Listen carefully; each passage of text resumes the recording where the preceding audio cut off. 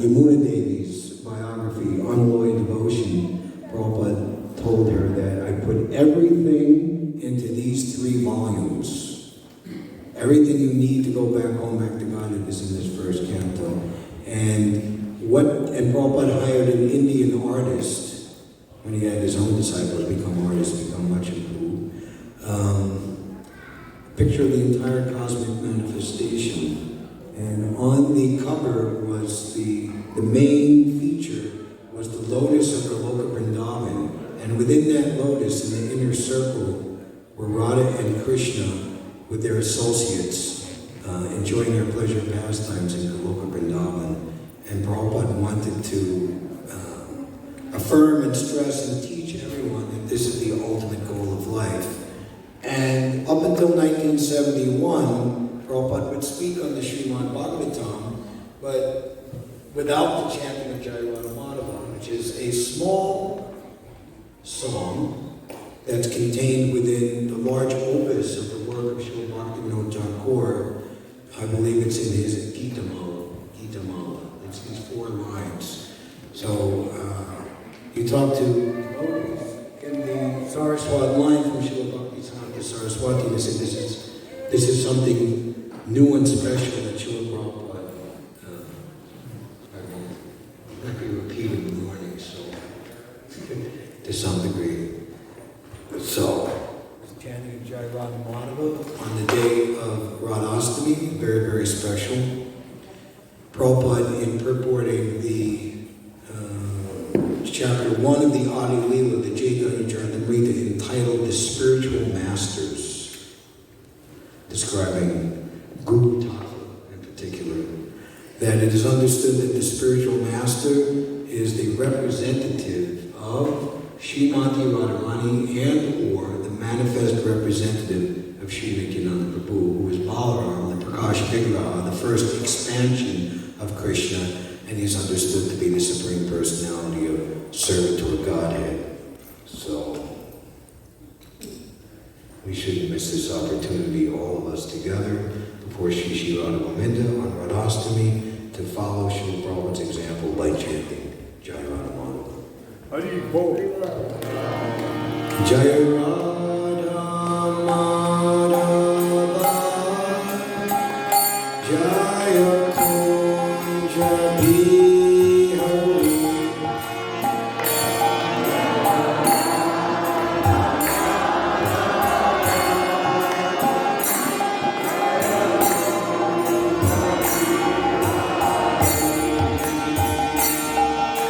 Gopi Jana Vallabha,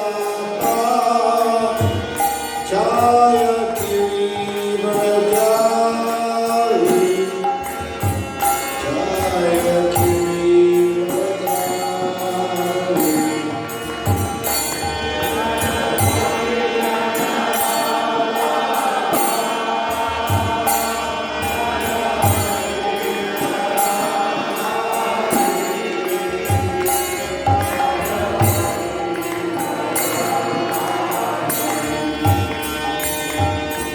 Gopi Jana Vallabha, Jaya Giri Vardhari,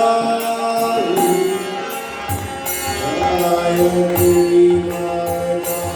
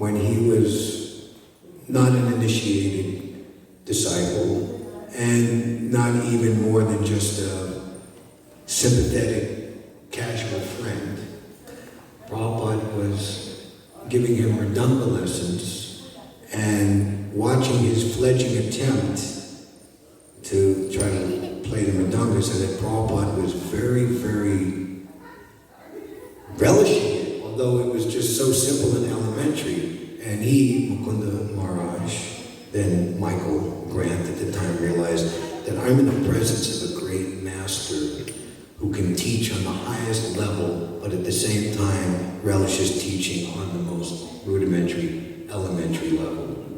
So shortly thereafter, 55 years ago, Srila Prabhupada founded the International Society for Krishna Consciousness. Many devotees, and Prabhupada, the way he started the movement there, for the first few years, it was the same paradigm. Let's just go open up a storefront somewhere and do the same thing, follow Prabhupada's instructions, follow his example. And over the years, I've heard devotees describing this as Krishna Consciousness 101, the very basics. But we had Bhagavat Maharaj. Bhagavat is one of the disciples of Srila Prabhupada, and he said something that I had never heard before. Devotees asking, his disciples asking him to empower them to preach. And Prabhupada said, I have been empowered, and you are automatically empowered simply by following my instructions. And devotees understood that the Krishna consciousness movement was spread all over the world by Srila Prabhupada's potency.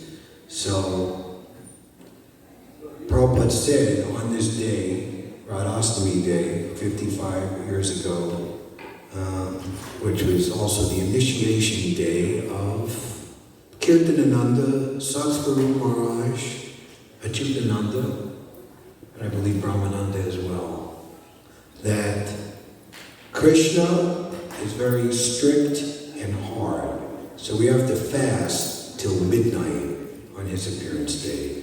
But Srimati Radharani is very soft and kind, therefore we only have to fast till noon. And he said, this is the sutra-like. Sutra means it's very simple, but the very deep and elusive or confidential knowledge, which is only revealed to the most qualified, trusted, and adept inner circle of devotees, is all contained in there. So the newcomer can take it, and the highest Paramahamsa, it will give volumes of meaning to them as well. He said, Srimati Radharani is the greatest devotee because she loves Krishna the most. So, as we will attempt to present and hear, that Srimati Radharani is the internal pleasure-giving potency of the Lord, and she is the via media for every one of us, all the spirit souls, to perfect and offer their unalloyed, pure devotional love and service to the Supreme Personality of Godhead under her supreme direction. And she is the source of empowerment for all bona fide teachers of the science of devotion. In the beginning of the Nectar of Devotion, there are 6 qualifications of devotional service that are explained, such as the rareness of devotional service, happiness in devotional service of Krishna consciousness. Krishna consciousness is all auspicious. The happiness of becoming one with the Supreme. This is qualified. Oneness in interest, not oneness in quantity, which is a complete illusion. That's another discussion. But this, attracting Krishna.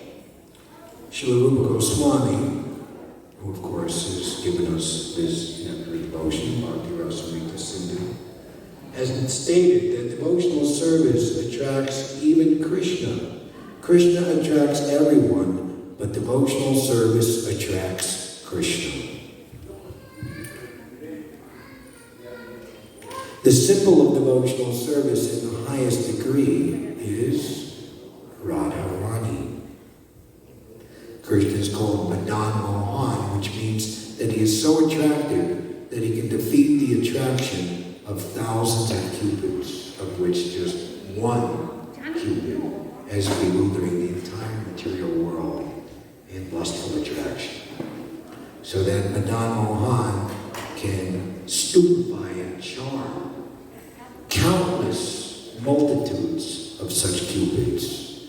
But Radharani is still more attractive, for she can even attract Krishna. Therefore, devotees call her Madan Mohan Mohini, the attractor of the attractor of Cupid.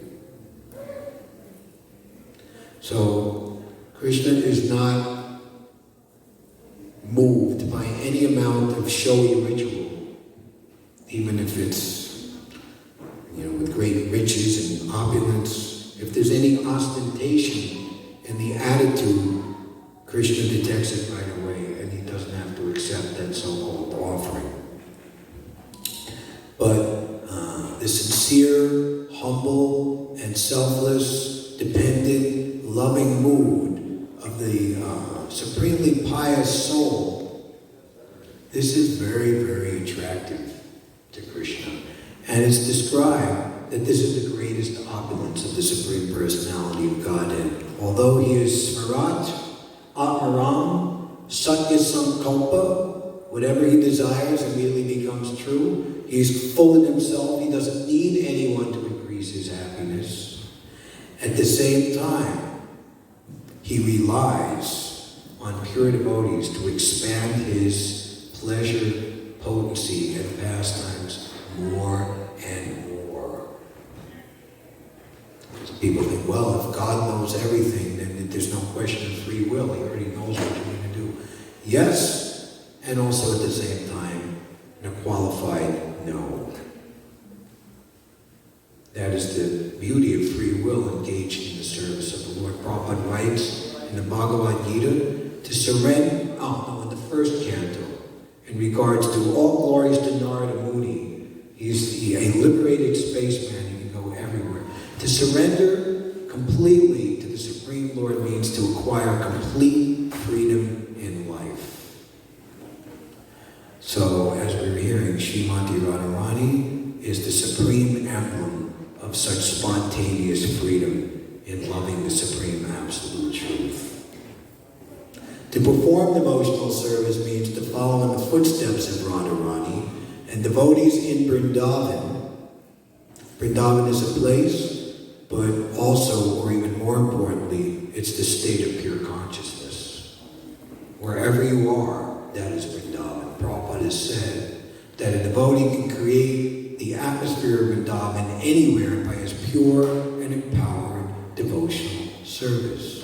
So that's Prabhupada's greatness of establishing these embassies of the Loka Vrindavan, these ISKCON temples all over the world. Prabhupada is purported in the 7th canto in the instructions of Narada Muni to Maharaj Yudhishthira that anyone wanting to advance in spiritual life, this is where Narada Muni is describing all the holy places throughout Bharatvarsha, and one should visit these places. Similarly, the temples outside of Bharatvarsha, established by ISKCON, where the deities of Radha and Krishna are duly installed, not can be, or it's a nice thing, but must be visited by everyone wishing to advance in spiritual life. And the temples of the Krishna consciousness movement, where the deities are duly installed, are the best places to advance in spiritual life. So devotees, under Prabhupada's instructions, it's the same with devotees in Vrindavan, put themselves under the care of Radharani in order to achieve perfection in their devotional service. Very nice to listen to are, among other things, is Prabhupada memories, but following Srila Prabhupada.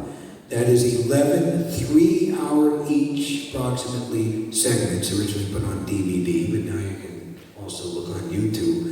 which was made by the wonderful, glorious husband and wife team, Yadumar and Vishaka Devi. Every moving footage image in existence collected of Srila Prabhupada. And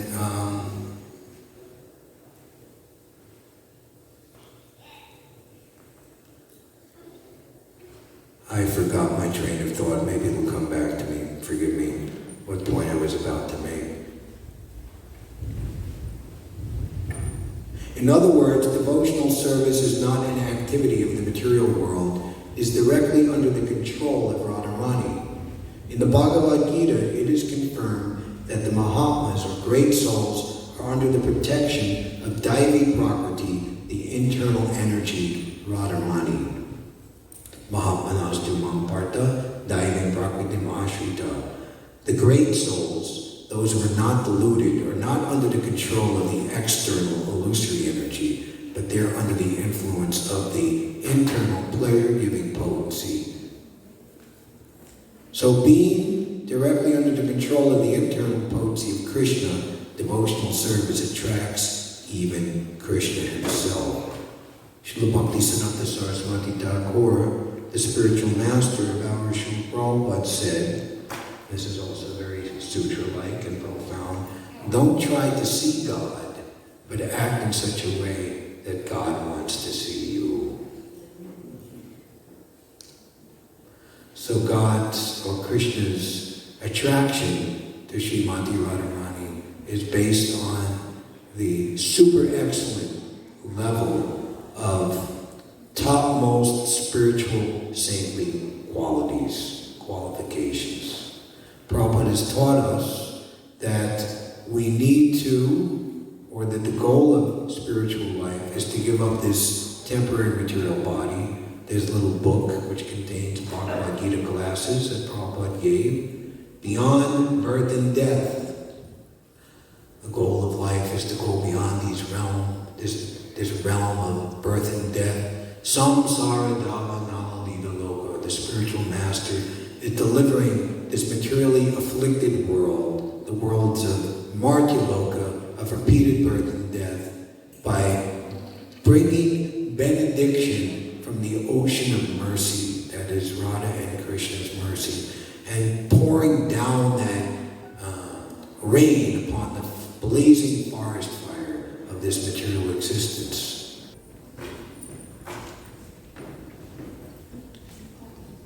I worship Govinda, the primeval Lord, who resides in his own realm, Goloka, with Radha, who resembles his own spiritual figure, and who embodies the ecstatic potency, Ladini, pleasure-giving potency. Their companions are her confidants, who embody extensions of her bodily form and were imbued and permeated with ever-blissful spiritual rasa.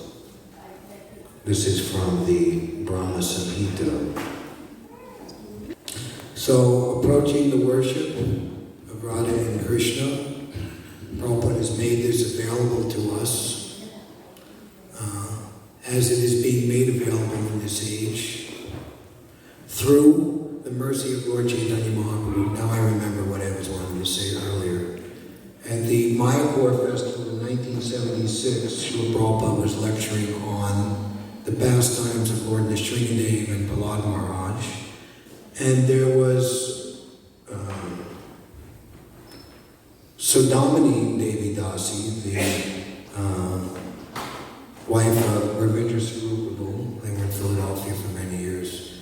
And yes, and on that DVD series, I heard her realization from the Mayapur Festival in 1976. Prabhupada was saying, do not think that you can approach Radha and Krishna unless you receive the mercy of Lord Chaitanya. And do not think that you can receive the mercy of Lord Chaitanya unless you first receive the mercy of Lord Nityananda.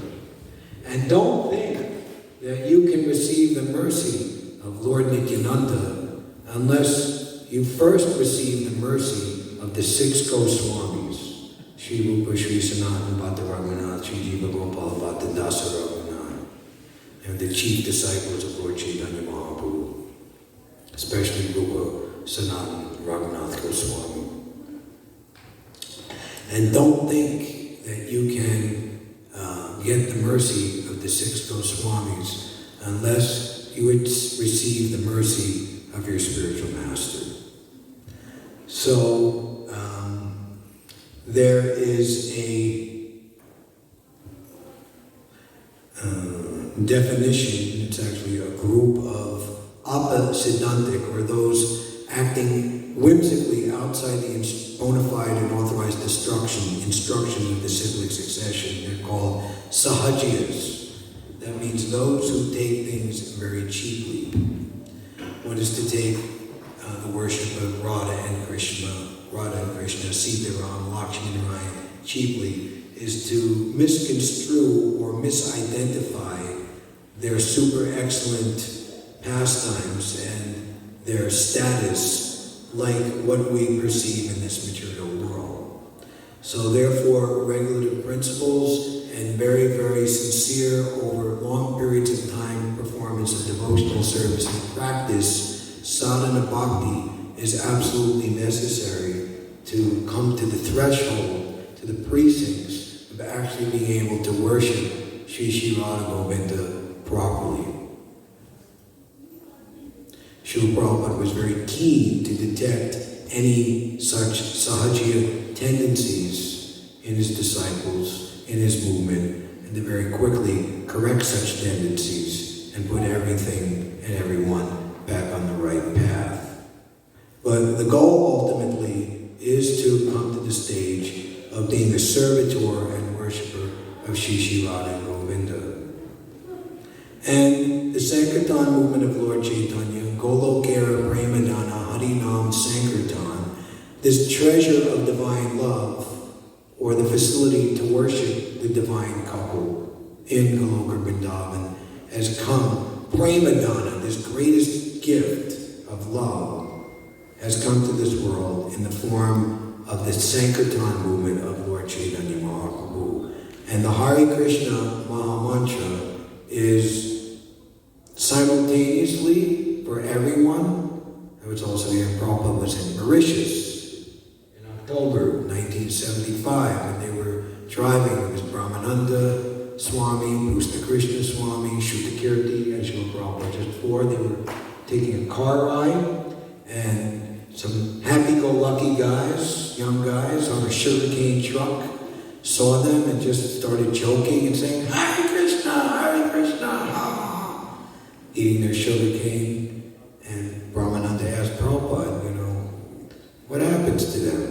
They're going to go home and drink a beer and turn on the TV set. They're saying Hare Krishna. Prabhupada was very grave, and he was thoughtful and silent for a while, and they will be liberated.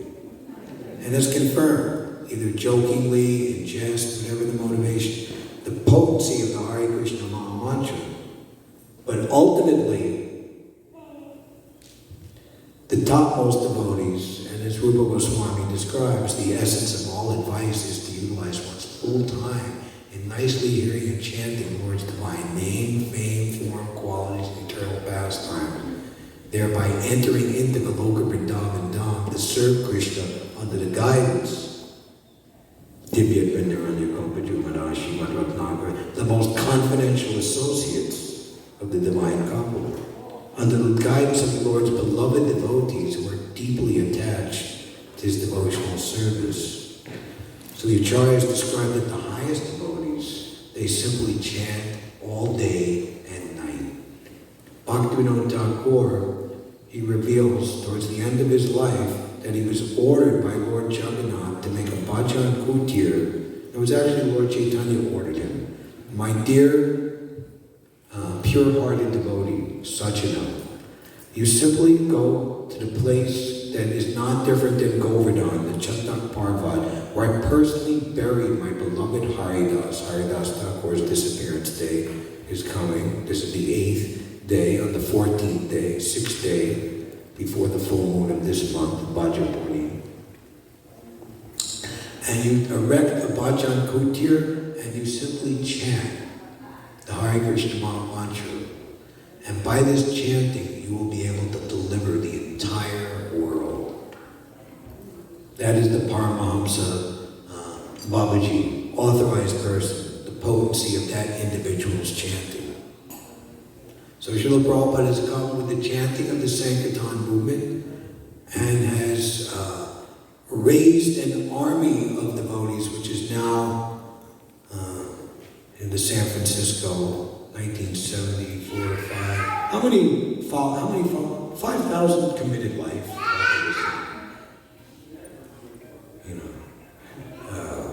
You know that interview? I think by taking truths from the Bible, the Torah, the Quran, the Vedic, won't there be contradiction? I don't see any contradiction.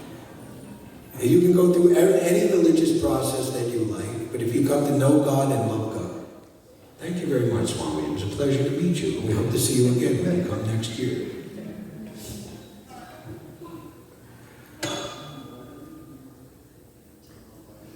So, Srila Prabhupada has brought the process that everyone can take part in, and that same Golokera Premadana Harinam Sankirtan of Narottam Das Thakur, he says that the chanting of the holy name raised the most lowly sinners, Jagai and Madhai.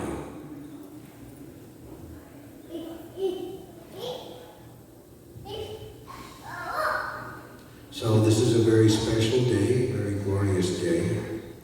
We can pray to their lordships, to Srimati Radharani, to remain steadfast in our devotional service, to expand, enhance, and increase it, and by that simultaneously become a conduit for the best type of charity and mercy for every living entity on this planet, especially at this time in this Kali Yuga, when things are very, very seemingly bad. Bad for those who don't know Krishna's mercy and Krishna's shelter and Krishna's love. A Vaishnava knows how to turn a disadvantage into an advantage. And Konteya Patijanehi Name Bhakta Pranashati. The devotee is always protected by the Lord in all circumstances. In the minds of those who are too attached to material sense enjoyment and bewildered by such things, the resolute determination of devotional service does not take place. So when things get rough in the material world, then people are brought to their senses and to their knees.